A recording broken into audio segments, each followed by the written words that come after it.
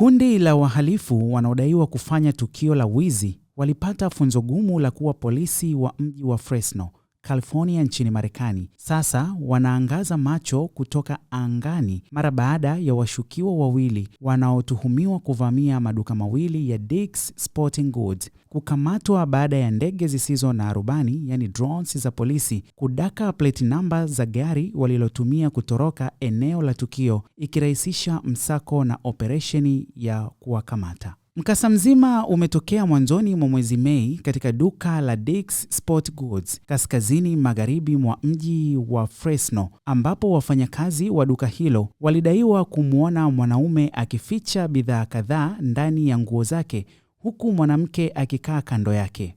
Washukiwa walikimbia kwa kutumia gari aina ya Honda pasipo kujua maafisa walikuwa tayari wamerusha ndege isiyo na rubani kama njia ya kuwafuatilia. Drone hilo liliangazia gari la wezi na kufuatilia kutoka angani huku maafisa wa polisi wakiwafukuzia barabarani. Msako huo ulimalizika karibu na njia za Brawley na Weber, ambapo polisi walisimamisha gari la wahalifu na kumkamata mwanaume wa miaka 39 na mwanamke wa miaka 43.